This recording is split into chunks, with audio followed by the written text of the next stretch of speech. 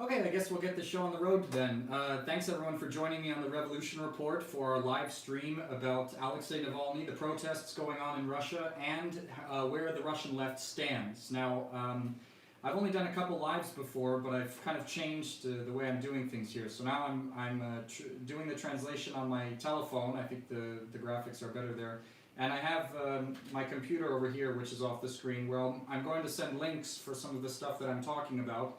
So you guys can see for yourself. I put a lot of information in here, both from Russian media that isn't available in English and stuff that is available in English, just organizing it. So, and I wanted to say, sorry I've been so quiet lately. Actually, I've had COVID for the past month, and I was just recovering from that. I'm still under quarantine, but I'm feeling much better now, and I couldn't stop, but I couldn't help but make a video about what's going on, especially because of everything, the international attention that Navalny's been getting, his problems with the Russian law, and his arrest. So without further ado, let's begin. Thanks, guys, for the sympathy. But I had a really easy case of COVID. Actually, they caught it very quickly, and it was nothing worse than the flu. So. Anyway, on to Alexei Navalny. I think the first thing we have to mention about Alexei Navalny is that he was generally, not known by really anyone around the world except for in Russia until very recently. And he's actually been in politics for decades already. He's been a political figure since around 2010. Started in 2000. I'll get into all this later, but I wanted to start with why his popularity has gotten so insane right now. Now, for those who have been in the loop about this, of course, it has to do with the alleged poisoning that took place in Russia. And I was just going to go through that a little bit. It's not going to be the focus of the video, but I think it's important mentioning that in August 2020, August of last year, Navalny fell violently ill on a plane that was headed from Siberia to Moscow. The plane quickly touched down. He was given medical treatment at a Russian hospital in Siberia, and it was there that the doctors said that he had fallen ill from a metabolic dysfunction, something involving his blood sugar. But they said that there was no trace of a poison found in his system or anything like that, and they also reiterated that the Russian government was not pressuring them in any way, right? But even from the beginning, before he even reached the hospital, Navalny's team was saying that he was poisoned. They said that his morning tea was poisoned, and so thanks for the wishes of getting better, everybody. But so his team was saying that he was poisoned, and they asked him to be transported. They asked the government. Russian government to transport him to Germany for treatment, and the Kremlin said, of course, sure. They had no qualms with it. They sent Navalny to Germany. Now, once he got to the German hospital, though, the doctors there said that they probably found traces of an unknown chemical substance in the family of, I'm looking here because I'm not a chemist or anything, but a chemical substance in the family of cholinesterase inhibitors. It's a family of chemicals in chemistry. Now, the studies which brought them to this conclusion, it's important to note before I go on, have not been published. So we don't know how they came to those conclusions. And this is an important thing because after the West started accusing Russia of poisoning Alexei Navalny, the Russian government immediately asked for the evidence. And they said that they will use this evidence to conduct an investigation of their own into the alleged poisoning of Alexei Navalny, and they were not given that evidence. Neither has it been even published. So the Russian hospital that treated Navalny, they published their findings that led them to the conclusion that there was no poisoning in his system. And like I said, after the West started accusing Russia, Moscow demanded that evidence for an investigation. They were not given it, actually. The German government and the German authorities actually gave what they claimed was this evidence that Alexei Navalny was poisoned to the Organization for the Prohibition of Chemical Weapons, the OPCW. And this organization, if you know anything about it, is obviously has a history of politicization. We can look back at its accusations that the Syrian government was using chemical weapons against civilians during the time of the Syrian war, when it was on the brink of winning the war on terror over there, and there was a big scandal with people who had blown the whistle on the investigation, saying it wasn't done properly, that external political influences had made their way onto the organization. So, you know, it's only after that this alleged evidence was given to the OPCW that the Western media had its evidence to say that Russia, no doubt, you know, poisoned Alexei Navalny with Novichok. And anyway, my point about this is that we don't really know what happened, because the German hospital has not published its evidence. You know, it's possible that he was poisoned, possible he wasn't. Personally, I don't think he was poisoned, but you know, we don't have any evidence of this. And then Western media has just jumped on it, saying that, I mean, they're using the typical big lie tactics of, you know, saying something over and over the same time. I mean, over and over, you know, saying the same thing as that he was poisoned, undisputed fact, and people are going to believe it because, you know, it's an authority. The Western media is an authority. But another thing to mention in this situation, I think, is that there is something called an organophosphate pesticide, and exposure to this actually kills around 100,000 people in Asia every year. And it's in the same chemical family as Novichok, and this is what a lot of people are saying could possibly have been the cause of Alexei Navalny falling ill. It could be the reason why the German doctors said that they found a chemical agent in this chemical family in his system. You know, I'm not saying the German doctors were lying. I don't think there's any reason to believe they were. It's possible that this happened. It's possible that the OPCW is manipulating the information in a different way than the German doctors said it. I mean, anything's possible. But anyway, so basically, in this case, the mainstream media is really showing how disingenuous it is by just putting this forward as an undeniable fact. And after the OPCW had received this information, right, we saw the release of the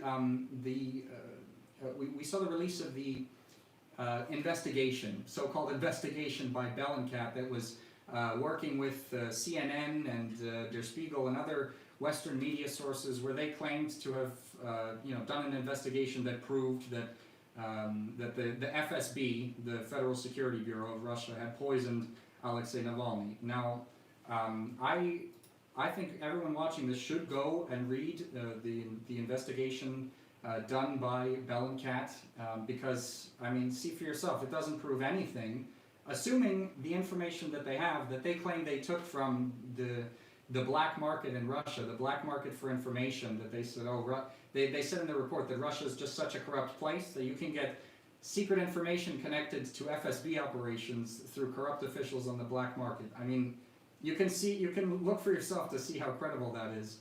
But even if Bellingcat's report, which Bellingcat also, I mean, I think it's very unlikely they're not working with Western intelligence agencies. That's really what I think is the real method they used to get this information, especially because Western intelligence agencies are constantly working with Western media outlets like CNN and Der Spiegel.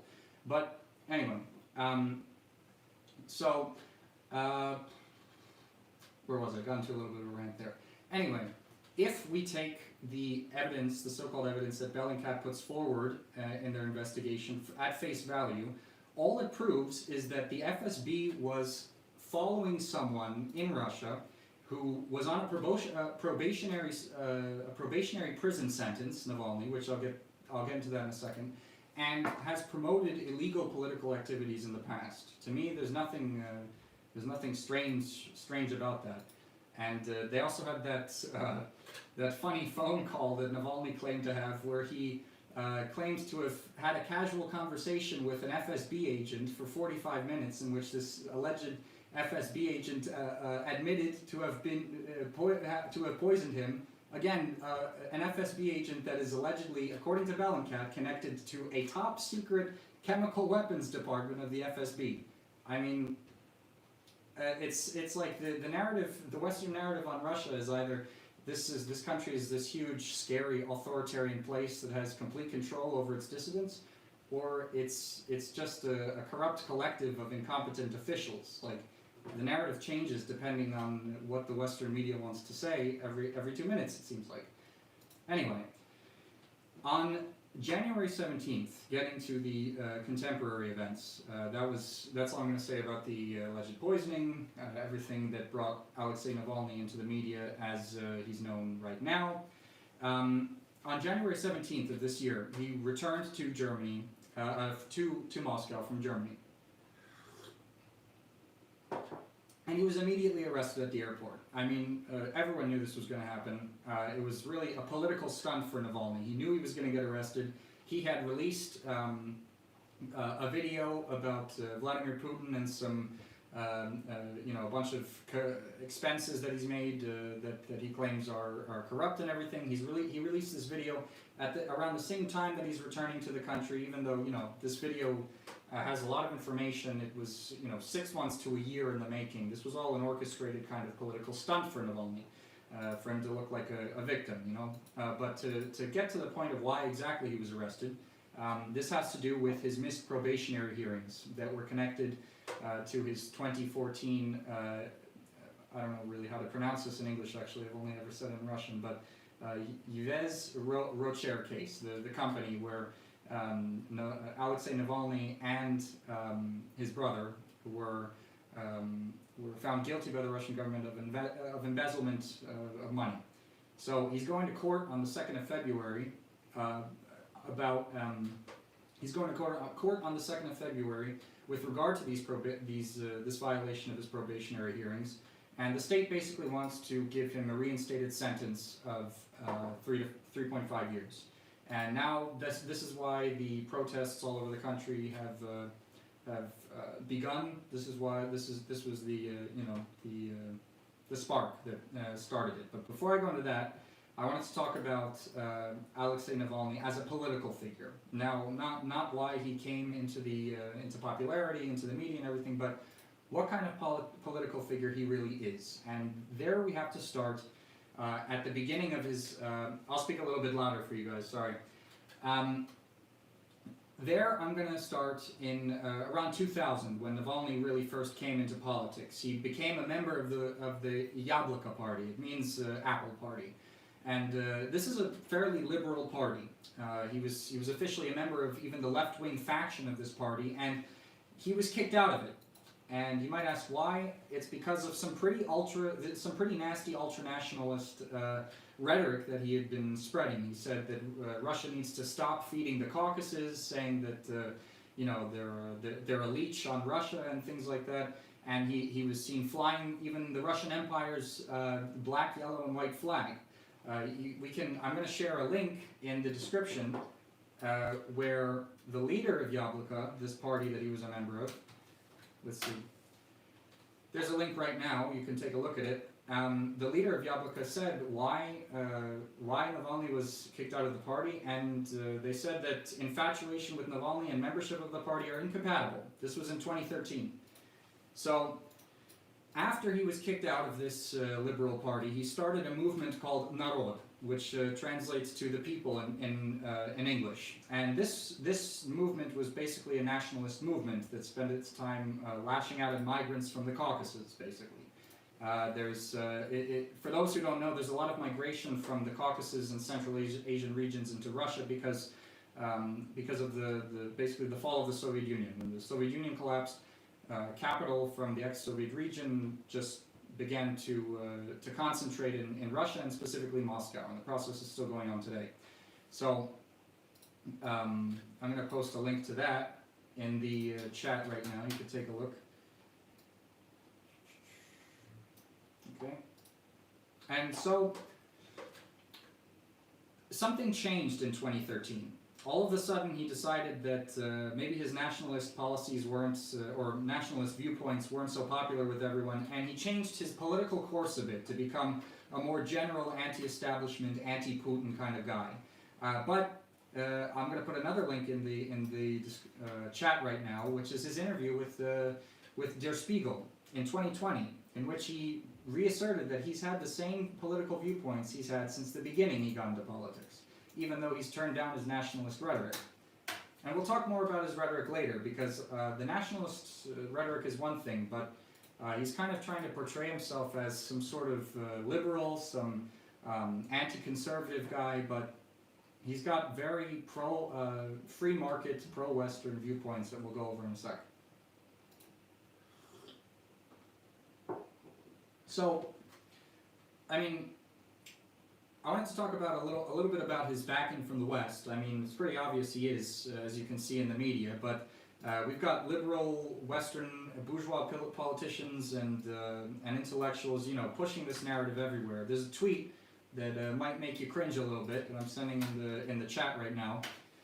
It's by this guy who's one of the leading experts on Russia. He's a professor in Stanford.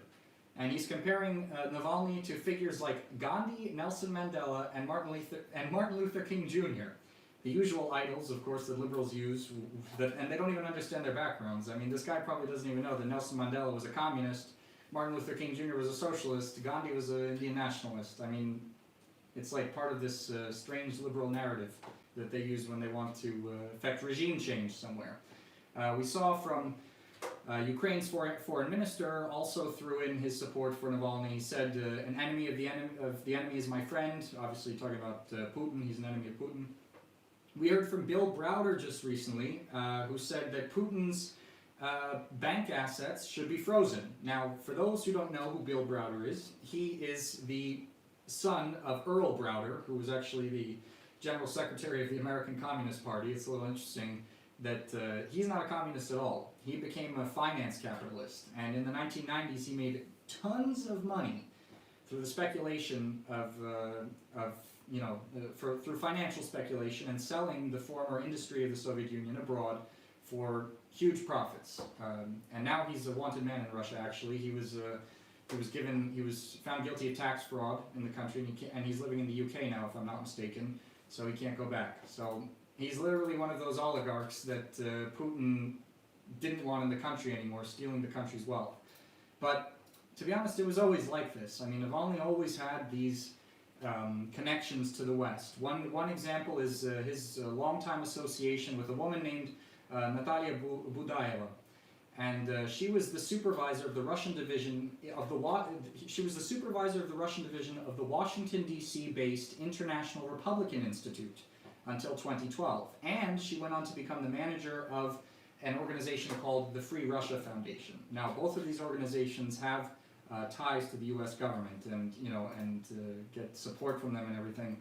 But the main thing I think we have to mention here, I'm just gonna let's see. Source posting in the chat. Yeah, sources are good. My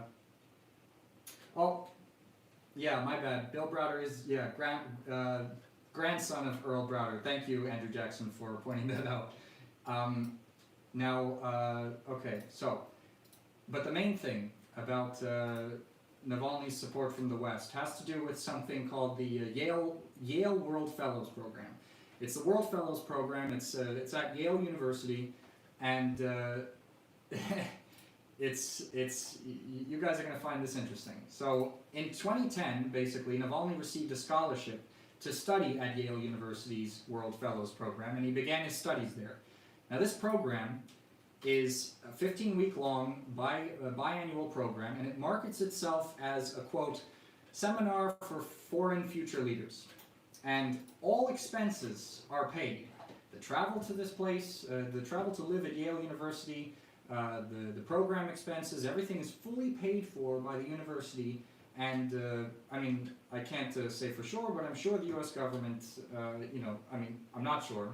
I think it's likely that the U.S. government funds it or helps it in some way. But the main thing is that the people who have graduated from this program, I'll give you a list of them. First of all, Navalny graduated from it in 2010. And these are some of the people who graduated alongside him. There's one guy, Faris Mabrouk. He's the founder of the pro-West think tank in Tunisia, the Arab Policy Institute, and he participated in the 2011 color revolution to overthrow the government there. Another person who graduated alongside Navalny is Diana Tsui. Sorry if I pronounced her name wrong, but she's the head of global philanthropy for the Asian Pacific region at J.P. Morgan. There's another guy named Azizullah Royesh. He's a former Mujahideen resistance fighter in Afghanistan who is now some sort of philanthropist there, like philanthropist. There's another guy, Svetoslav Vakarchuk. He's an honorable mention because he didn't graduate alongside Navalny. He graduated from this program in 2015, but he was an activist in the Orange Revolution in Ukraine of 2004 to 2005. So, I mean, this is basically a place where, the United States trains activists to use specifically social media, actually, to create color revolutions around the world. And I'm going to put the link to the World Fellows program that I have here. I'm putting it in the chat right here. And this thing I'm sending you is basically the list of the 2010 graduates. But you could find on the website any graduate who ever graduated from this program of any year, and see what kind of people are graduating from there. I mean, this is really a place where these people make connections. They learn what it takes to create a color revolution in a place. And, they go back to their respective countries knowing that they have very important friends in the U.S. government afterwards.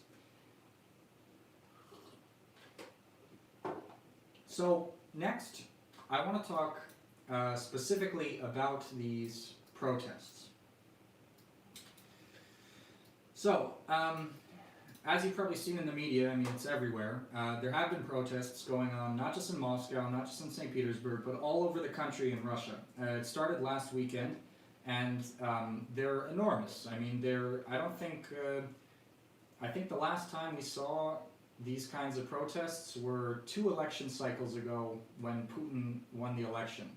I mean, I wasn't living in Russia at that time. I only moved to Russia in 2018, or the end of 2017, actually.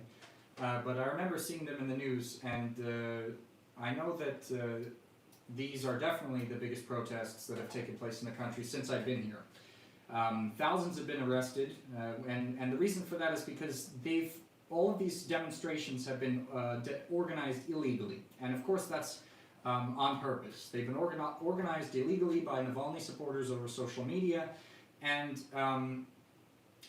it's interesting because the thousands of people that are out on the streets, most of them, I would say, are not actually diehard Navalny supporters. I mean, there are a lot of people in Russia that are upset about a lot of things, like in any other country, like 2 years ago, no, actually it's 2021 now, so 3 years ago, in 2018, the pension age was raised in Russia, which upset a lot of people. The Communist Party organized many protests against the government because of this. And the Navalny supporters were also against this. I mean, economic conditions are not where they should be in many places of the country. But this is one thing. I mean, the country is still in a lot of ways existing in the shadow of the collapse of the USSR. Although Vladimir Putin, of course, has done a lot to take the country out of the chaos that existed in the 1990s. But I mean, it's still a country that's battling U.S. imperialism. It exists now without the support, the direct economic and political integration of the Soviet republics that existed around it before, when it was the Soviet Union. But I think that the vast majority of people going to these protests are going because they're upset about this or that political issue. It's not necessarily connected to Navalny. The Navalny people organize these protests, and these people are going out in these protests because they're angry about something, or because it's an excuse to protest. I'm going to get to that in a second, but that's a big problem, I think, because the attendance of these people in these protests, they might be angry about this or that political issue, or they might think it's some sort of trend to go or whatever. But whatever their intent is, they're serving the political agenda of Alexei Navalny, which is to cause discord within the country, for Navalny and his people to take power, and to put the country on a free market path of subservience to the West, basically. I mean, to prove that, I mean, in 2011 he described himself as, quote, a market fundamentalist, and he worked in the sphere of finance capital. There's no doubt that Alexei Navalny wants to establish a sort of austerity regime in Russia that would be subservient to the West, like we have now in Ukraine after the Maidan revolutions of 2014. And we also see that the US has been directly involved in these protests in Russia. I'll give you a couple examples right now.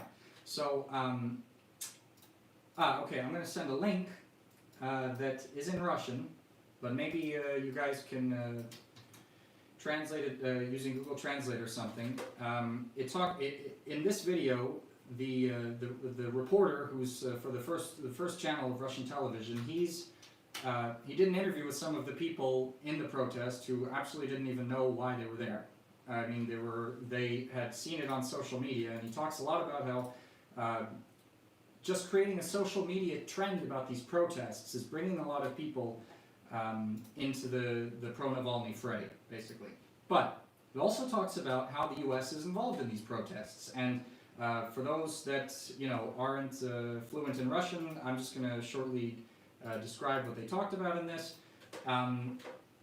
We saw that the U.S. embassy in Russia, the U.S. embassy in Russia, actually published and this was on its website as a warning to Americans in the country to not go to these places. The U.S. embassy in Russia published the exact locations of these protests that were unsanctioned. They were not planned or registered because of the fact that the Navalny people are trying to put pressure on the government by creating these disturbances in places that the police aren't going to be able to anticipate them. The locations were published on the American embassy's website before they were even made public. And this is very this is an obvious indication that they were in communication with some representatives of the Navalny people who were organizing these protests. And the Russian Foreign Ministry even made a comment about this. Maria Zakharova, who's the spokesperson for the Russian Foreign Ministry, they said that they even published information about a march on the Kremlin before such an event was even known was even publicly known. And the first thing that I think about when I hear this is, what happened when the Capitol was stormed in the United States? When Trump supporters, when the most radical of Trump supporters stormed the Capitol building in the United States, and people were killed. They stormed the Capitol building. The military was deployed. The police shot at them, and what did Russia do about it? Absolutely nothing.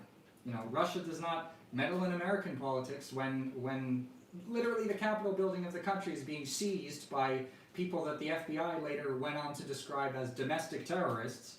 But when stuff like this happens, the United States is just looking for the first opportunity to take advantage of this situation and see some sort of regime change, which is a complete double standard. But anyway, now, excuse me. By the way, at the end of this video, I'll be taking any questions, and I'll be more than willing to discuss the situation with all of you. I'll be answering questions in the chat section, because I tried to put as much information as possible as I could into this, but I'm sure I missed some things. So make sure to have your questions ready, and I'll be ready to answer them. But I'm going to move on from the protests now, and I'm going to talk about where the Russian left stands on this. It's a very important thing, because again, Navalny is being marketed in the West as this freedom-loving liberal, which is obviously nonsense. As I described earlier, his political views are not liberal, and they're actually nationalist and free market oriented. But he's not left. There are some people that are like socialists, communists, social democrats that have been in these protests supporting Navalny. In these protests, but they are by far not in the majority, and we'll talk about this why in a second. For those of you who don't know, I'm just going to mention the two of the most famous Russian communist YouTubers, bloggers in the country. But the vast majority of the Russian communist bloggers, Marxist-Leninist bloggers, they follow basically this same mindset. The first one is Konstantin Semyon, who used to work for Russian television, as I do, but is a communist, and he decided to go his own way and make his own independent show. So he made a video called Not My Protest. I'm going to put the link down there. This is the Xiaomin video. I'm sure you could find probably closed captioning or subtitles for it to see it in English or some auto-translate. But it's worth watching. It gives a good idea of what a lot of Russian leftists are thinking about the situation. But the main thing I want to tell you that he mentioned in this video was that he says that Navalny and Putin are two heads of one of the same beast.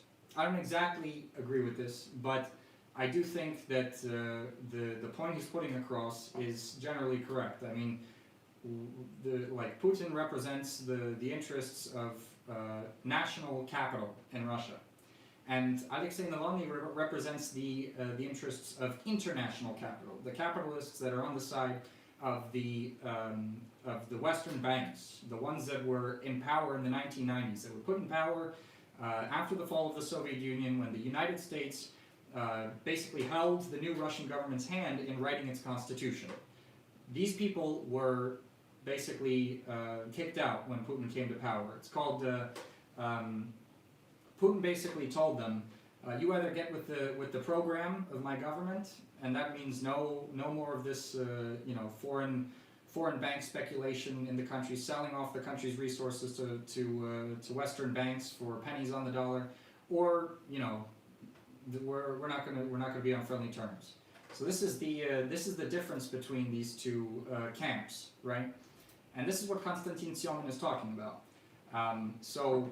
We have another. I'm going to mention what Gennady Zyuganov said next. He's the general secretary of the KPRF, the Communist Party of the Russian Federation. He said that Navalny is not his own master, that he's working with agents from the West, and that the party has publicly positioned itself against these protests and against Navalny, which I think is a good position to take, but this is generally what communists in Russia are saying. And lastly, the next person I'm going to mention is this YouTube channel called Vesnik Buri, which I'll also put the link in the chat for this, because he actually had his own live stream about it, and he if you can find subtitles for it, it'd be great too. I'm going to put this in the chat. Just a second. So where he called, he spoke about the leftists that are taking part in these protests that are in favor of someone who described himself publicly as a free market fundamentalist, a market fundamentalist, and he called them basically useful idiots. And I really agree with this description of these people. I mean, how could you call yourself a Marxist-Leninist, someone who wants to see the means of production organized, along public means, ruled by the working class, and support someone who wants to bring the economy closer to capitalism than it ever has been under Putin? And I gotta say, this is the position of most of the Russian Marxist-Leninists, most of the Russian, not even Marxist-Leninists, Trotskyists also. I mean, anyone left of, a social democrat, I would say, is saying this kind of stuff about him. And I think WM in the chat said that Navalny changes his views most likely as it fits populism. I like this comment. I actually was going to call him a political opportunist. I think a political opportunist is the greatest way to describe who Alexei Navalny is as a political figure. He changes as the trends permit it. And he realized that in 2013, when some of his more nationalist views became, when he started noticing they were problematic, he stopped talking about that stuff. He just became an anti-establishment opposition figure who knows what the Russian people are going to get in the case that he takes power, which I really think would be a bad situation. Anyway, so all this stuff. Now I'm going to give you my personal opinion on all this stuff. The claims about Navalny, whether he's, the liberals are really focusing right now on whether Navalny has been imprisoned fairly or not, if he's been repressed or crowded out of the legal system unfairly or not. I mean, to be honest, I think this whole focus on this misses the point, because in most of this stuff, it's either, for example, in the terms of the case in which Navalny is going to jail for the breach of his probationary hearings, we have the point of the Russian government on this case, which led the investigation that brought them to the conclusion that Navalny should be arrested or sentenced on a probationary charge, and we have the viewpoint of the European Court of Human Rights, which said that he was unfairly tried. Other than that, we have two viewpoints that contradict one another, and it's like people take sides on this depending on, what their political viewpoints permit them to do. But I really think all this misses the point. I mean, the way I see it is that Navalny represents the interests of foreign capital, as I said before. He represents the interests of foreign capital that were liquidated, that were kicked out of Russia when Putin came to power after Yeltsin. And this puts him on the side of U.S. and European imperialism, and which has always been interested in balkanizing Eastern Europe. So, should Marxist-Leninists be taking a side in this struggle? I mean, well, it's obvious that if you don't take a side in a struggle, I mean, the way I see it, and I think it's pretty obvious, if you don't take a side in a struggle, you're supporting the stronger side. You're allowing the stronger side to continue being stronger, And this is true. But the side of Navalny represents U.S. imperialism, so I definitely do not support it. And I gotta say, I've been living in Russia for a little bit over 3 years now, and I have to say that contemporary Russia is a lot better than the austerity free market regime that existed under Yeltsin. I mean, I didn't live under it, but everything everyone tells me about it is absolutely terrible. I mean, Navalny's policies would bring Russia back to that situation in the 1990s. And so that's how I feel about it. And one last note before we go into question and answer is that I've been wanting to go to these protests actually to do some interviews to show all of you, the American audience, or the Western audience in general, English-speaking audience, what these people in the protests are really thinking about. Why are they joining these protests?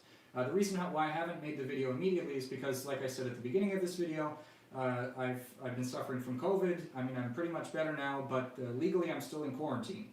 But I think I should be out of it by mid next week. On February 5th, they're supposed to review my quarantine again, and I'll probably be released, which would mean that when the next round of protests happen next weekend, which they're already scheduled for, I will be able to go to those protests. I'll be able to interview people, and I'll be able to give you the direct evidence of what these kind of people are thinking about, instead of you just taking my word for it, So after I get out of quarantine, I'm definitely going to go and go to those protests, do interviews with all sorts of people. And another fun fact is that I discovered that the detention facility that Navalny is being held in, it's called Moskovskaya Tishina, it is right next to where I live. It's I could take 20 minutes to walk there. So, and there are enormous protests that are scheduled for that next weekend. So I'll definitely be going to take a visit there and interview people and see what people are talking about. So, thank you everyone for joining me on the live stream about this and the situation here. I'm ready to take any questions you have in the chat. So I'll take a look now.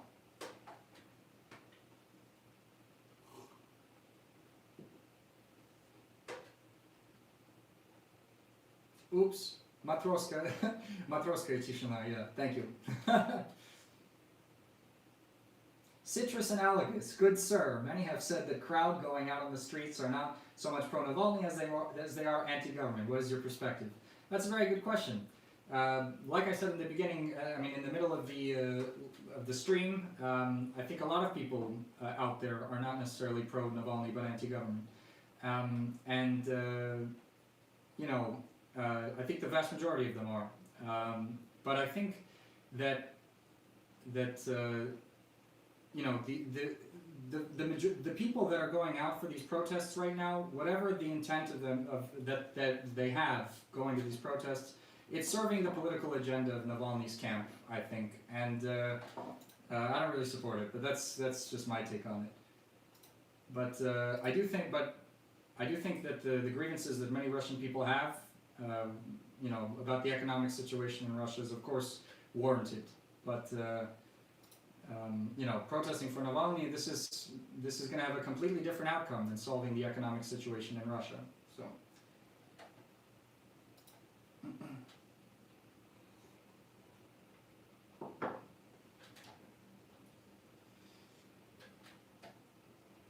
Michael Kuznetsov, could you explain the significance of the protest being illegal? From the outside, it could sound like an arbitrary designation used to criminalize protests. Yes, I can, actually. I can describe why they're being illegal, why they're being described illegal. Number one, the protests, and we can differentiate the way these protests are going on with other protests that, for example, the Communist Party of the Russian Federation usually have, registered protests.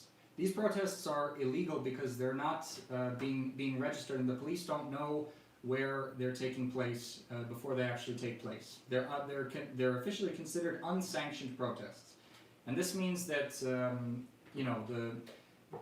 the ambulances, the police don't know where these potentially riotous protests are going to be. They can't prepare for it effectively, and there's plenty of videos you can find on the internet. I mean, like these protests are not exactly peaceful. I mean, there are a lot of protests and a lot of places in the protests that are entirely peaceful, but there are also places where the protesters have gotten out of hand. Actually, the link to the Russian first channel the first channel report that I shared in the chat, that talks a little bit about a case in which a pro-government supporter held up a pretty provocative sign in the middle of a pro-Navalny protest, and he got the crap beaten out of him. I mean, this has been happening in the protests as well. On the other hand, the police also have not been angels with the protesters all the time either. I mean, there was also there was an incident in which a police officer had kicked a woman in the stomach, and she had to be hospitalized,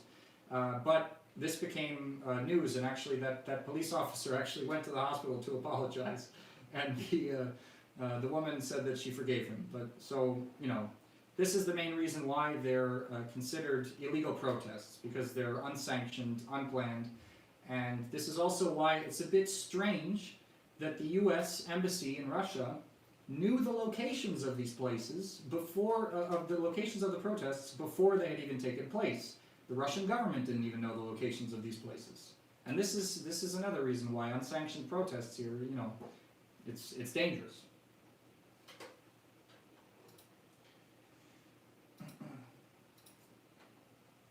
Yeah, Jenny Lynn, it would never happen in the U.S.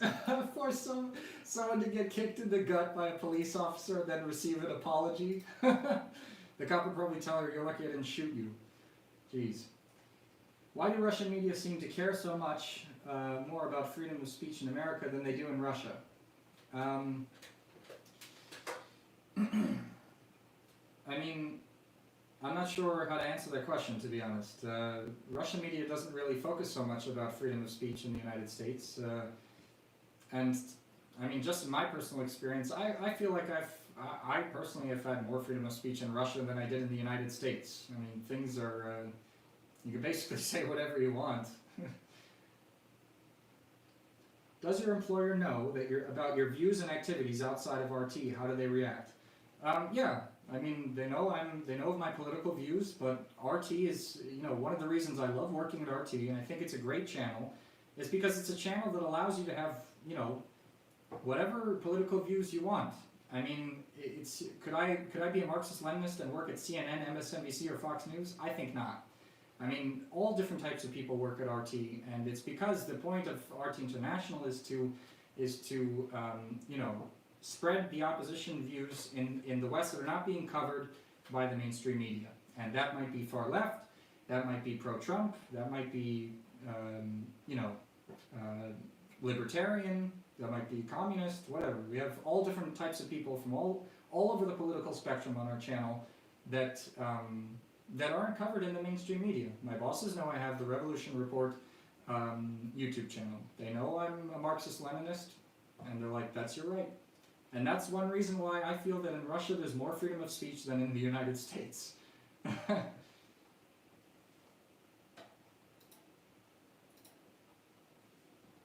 Pirate Alex.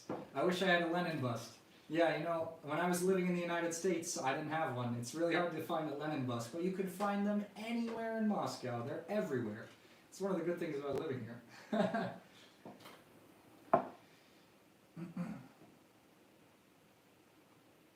Let's see. RT is a rare platform in which leftists can express themselves. I agree.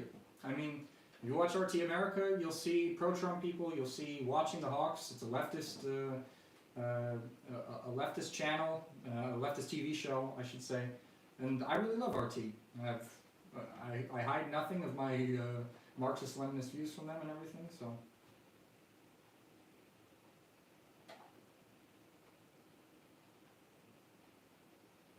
Know of a good tool to learn of how to speak Russian. Well, Sputnik, I gotta be honest with you. I speak Russian because I studied it for 4 years in university, and then my two majors were history with a focus on Soviet history and Russian. So I graduated from an American university thinking, what the hell am I going to do with that? And thought probably move to Russia would be a good idea. I wanted to improve my Russian. I wanted to study Soviet history from the perspective of the Soviet education system, the Russian education system.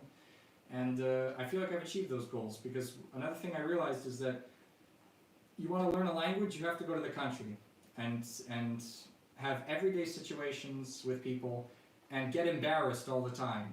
I'm telling you, the embarrassing moments are the ones that teach you the best, because you'll never forget them.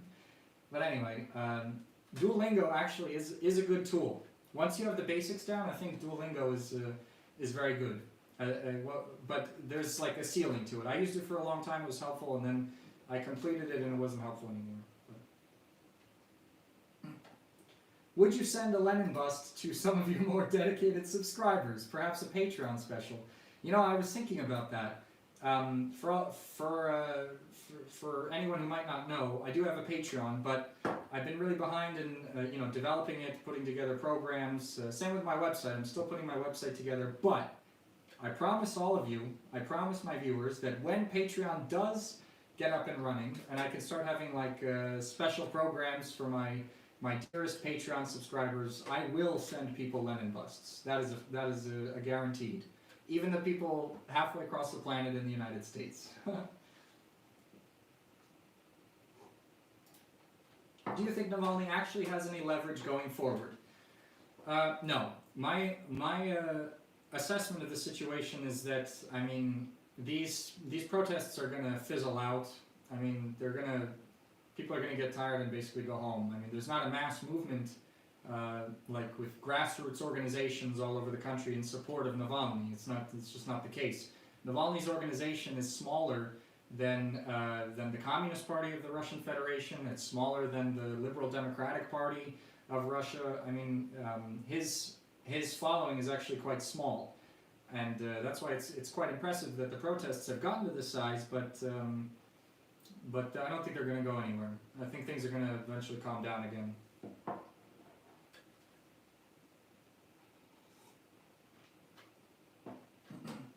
Man of Steel asks, thoughts on GameStop Wall Street situation in America. I have to confess something to you. I've been spending all my time following the Alexei Navalny situation and actually reading Capital Volume 2 as I've been in quarantine, that I have not gotten most of the details on that. I only know the general picture. So I think I'm going to wait until I have more details so I can have a good understanding of that situation. Dan Can, why is Navalny the only opposition which the Western media shows? There are leftist dissidents in Russia, aren't they? What are your thoughts on Sergei Udaltsev? Why is Navalny the only opposition figure that the West shows? Because Navalny is their Western opposition figure. I mean, they never talk about the Communist Party of the Russian Federation, even though the Communist Party holds many seats in the Russian Duma. It's the second largest political party in the entire country. It's only larger than the United Russia Party, which Vladimir Putin is associated with. I mean, they have tons of power across the country, and the memory of the Soviet Union is still, spread throughout the country. I mean, I myself, go to discussion meetings at the KPRF where we discuss the works of Marx and Engels. I mean, in my capacity as a journalist, I can't be a member of a political party or an organization. I can have my own political views. Being a member of a party organization, it's a different thing. But I do, speak with members of the KPRF. It's much more normalized to be a communist here than it is in the West. I mean, there are even people that are, casually communists in Russia. So the reason why the Western media doesn't focus on that is because they don't want you to be exposed to communism. They don't want you to be exposed to communist ideas or think that people in a country that used to be communist and saw the freedom of democracy and capitalism might possibly think that communism was better. They don't want you to see that. Navalny was trained in Yale University. He's completely supported by the Western media, by Western governments. He's their guy, and that's why they're only talking about him, definitely. And sorry, about your question on Sergei Udaltsov, I'm just going to be honest with you, I don't know who that is, but I will look into it, and hopefully on the next live stream you can ask that question again, and I can find out.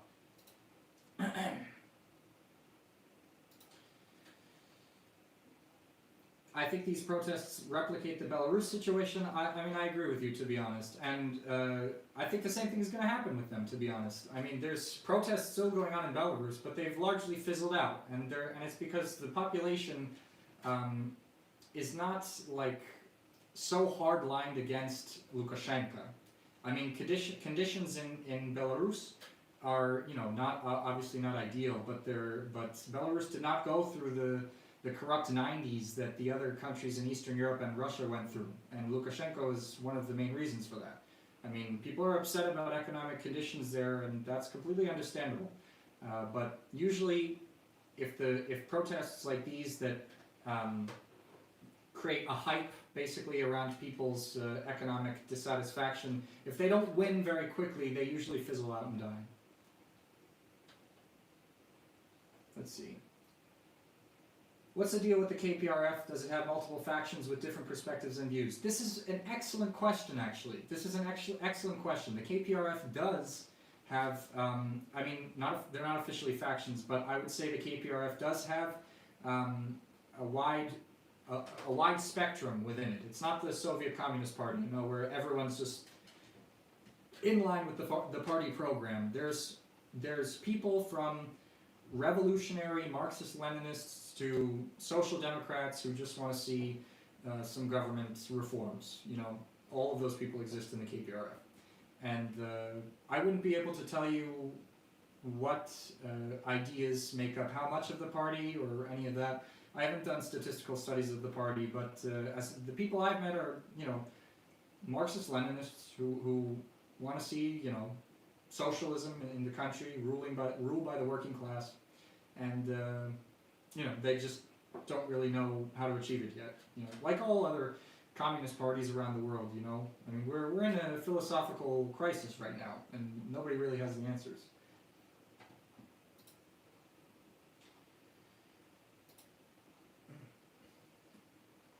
In Russia, we have so-called in-system opposition and off-system opposition, and our official Communist Party is part of the in-system opposition. Yeah, this is true. Yeah, there's two parts of the opposition in Russia. There's the people who do things illegally, like Navalny, and who organizes protests illegally and everything. And there's official opposition that is trying to take power through legal means, through government methods. And the KPRF is one of those parties, no doubt.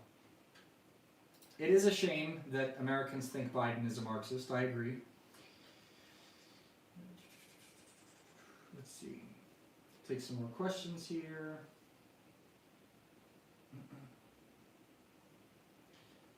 I'll take another question from Citrus Analogous. Does calling someone a communist in the West actually imply political views, or has it degraded into an insult? Are there other words such as this that have lost their ultimate definition? Yeah, I would say in the West, if you call someone a communist, it means absolutely nothing. I mean, the Republicans called the Democrats communist. When Obama was elected, there were people holding signs with Obama's face and a beret like Che Guevara, calling him a communist. If you call someone a communist in the United States, it's like calling them a bad word, basically. And this is a big problem, I think. But it has really degraded. And not just calling people communists, but also the understanding of what socialism is, and the understanding of what communism is. I mean, so many Americans believe that socialism is the Nordic model of capitalist welfare. And another thing I noticed on my video, my most popular video about in which I did interviews with Soviet citizens about their lives in the Soviet Union, a lot of people are saying, "Oh, like I don't know what I'm talking about when it comes to socialism because the USSR was communist." It's not true. A communist country has never existed. The USSR stands for Union of Soviet Socialist Republics because it was a socialist country. Same as China, same as Eastern Europe. These countries that are run by social democracies are not socialist. So this is another thing that I think has also lost its meaning in the West. The idea of what a socialist and a social democrat is, what communism is, all this stuff.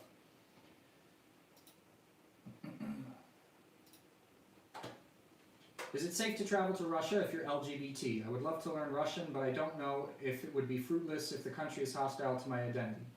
In my personal experience, I can say this. I have gay friends in Russia. There are LGBT people who work at RT. I mean, in Russia, the rights of someone who is gay, lesbian, bisexual, all that are legally protected under the law. The most propaganda that has been thrown against Russia for in connection to this is this law that came into effect during the Sochi Olympics, which I can't exactly remember the year in which that took place, but the law had to do with adults propagating homosexuality to children. It didn't have to do with people actually being homosexual. I mean, personally, I think that is probably kind of a silly law, but I mean, and don't get me wrong, I mean, Russia is quite a conservative country. There's a lot of people in the country who have negative feelings towards LGBTQ people, and there's tons of people who don't, tons of people who have no problem with them. I mean, the same could be said as in the United States even, so, but in terms of there are legal protections for LGBTQ people in Russia.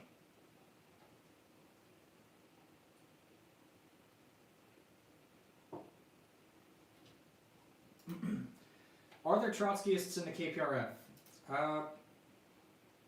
Maybe. I've never met him, but I think probably not. I think the Trotskyists think that KPRF is like a Stalinist party, so they probably wouldn't join. What is the KPRF and Russian communists' opinion of socialism with Chinese characteristics? Like I said, there's all different ideas about this in the KPRF and among Russian communists in general. There's communists here that don't think it's socialism. There's others that say it's socialism. There's others that say like only planned economics can represent a socialist society. The discussion is here as much as it is in the West, I think. But I think more people here would say that China is a socialist country than in the United States.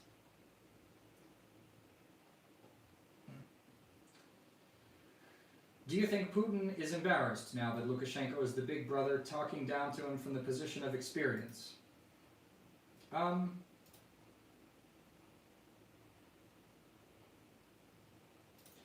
think Putin is like trying to, I mean, maybe he's personally embarrassed, I don't know, but I think he's trying to play down the significance of these protests as something that is, something that's connected not directly to him or his administration. I think he's trying to say that this is connected to the affairs of the middle bureaucracy, not us. The same thing that has to do with the case on which he's being sent to prison for violating the probation for.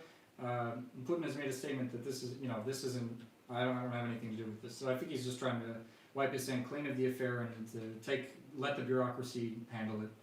This is what I think.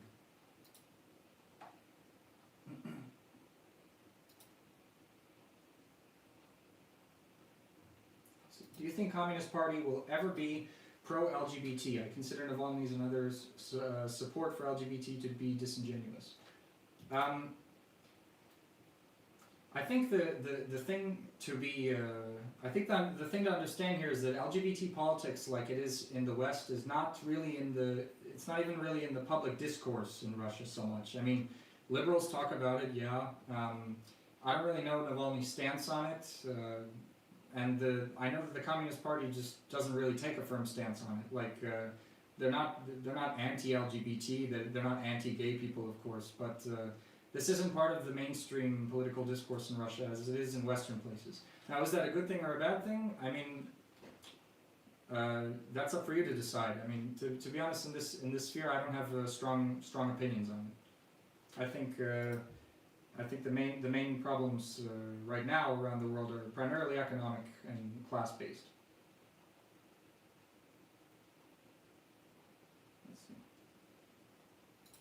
I think we should focus on class and not pro or anti-LGBTQ, which is identity politics. Yeah, I agree. I agree with this. Trans-proletarian and trans-bourgeoisie, they differ. I agree with this statement very much. Let's see. Can you explain about the Chechen leader who was accused of locking up gay people? I don't know that much about that, to be honest. All I know is that I remember reading about that in the media when it was popular in the Western media several years ago. I looked into it, didn't find any evidence that could corroborate these claims. I mean, that doesn't mean that it doesn't exist, but Chechnya is an autonomous place. I mean, it's not. But I'm not really sure, to be honest. I can't really give you concrete information about that.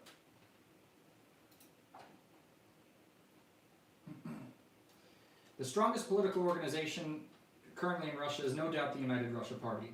I mean, this is the party that is the ruling party of Russia, and it's the bureaucracy. It's the party of the bureaucracy that runs the government. So, would I be friends with a socialist libertarian? Sure, yeah.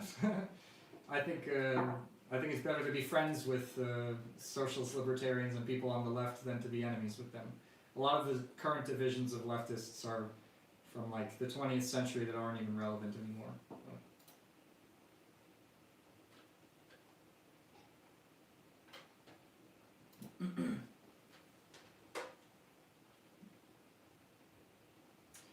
Sorry about the low volume again, everybody. I'm just reading the chat now.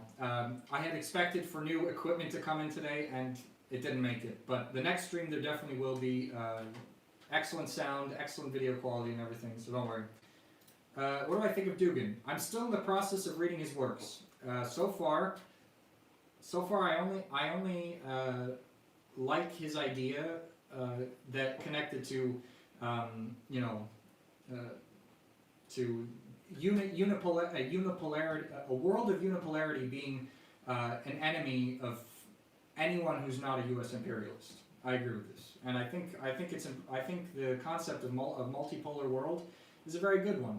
Now, and I do believe that communists and leftists, in a lot of cases, can work with people that are not on the left when it comes to challenging U.S. imperialism and the unipolarity of Washington. I mean, this is the case with the KPRF and Putin's government, and I don't think there's anything wrong with that. I think it's much better than surrendering to U.S. imperialism. So. But I'm still reading Dugin, so I have seen some of his stranger ideas about, the divine destiny of the Russian nation and religion and stuff. I don't really agree with that stuff.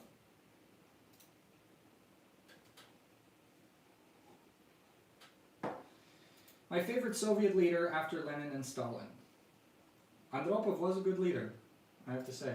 But you know what? I think I would say Brezhnev, because Andropov didn't live long enough to make a big contribution. At least Brezhnev, there was a good quality of life during that time. I've actually spoken to a lot of older people that say that the best time they've ever lived under was Putin, and the second best was Brezhnev. So. I think, yeah, after Lenin and Stalin, Brezhnev would probably be the best.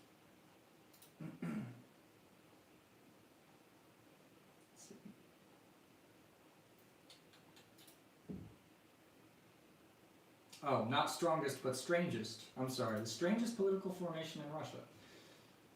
Probably the Liberal Democratic Party of Russia. For all of you who don't know what that is, it's not liberal or democratic. It's run by this guy named Zhirinovsky, who has very funny political. Sorry, I can only think of the word in Russian. Political advertisements. Sorry.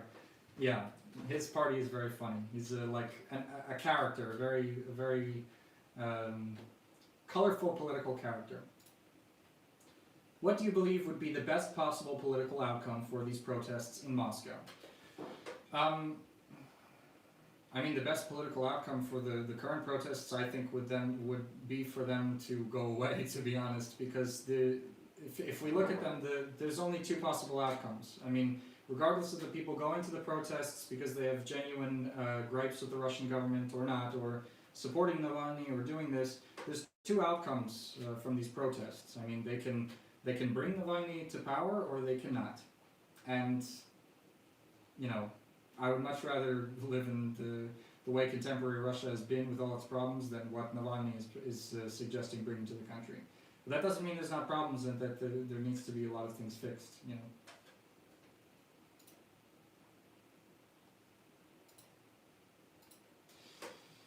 To Sputnik, who wants to learn of some of the crazy organizations that have weird beliefs. I'll think about doing a weird video about that.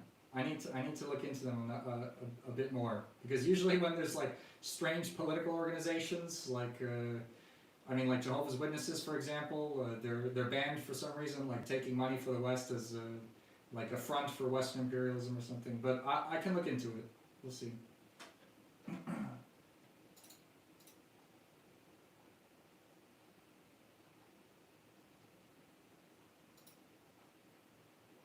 I'm going to take one more question now, because I'm feeling a bit sick. I'm sorry, everybody. I still haven't entirely recovered from COVID.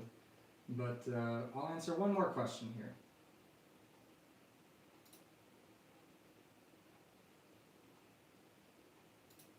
Mustn't cooperate with Navalny, but cooperating with Dugin is okay? That's not what I said. I said I'm not completely versed in Dugin's ideas, and I'm becoming versed. So if you want to find my answer to that, we'll have to wait a little bit longer for that. But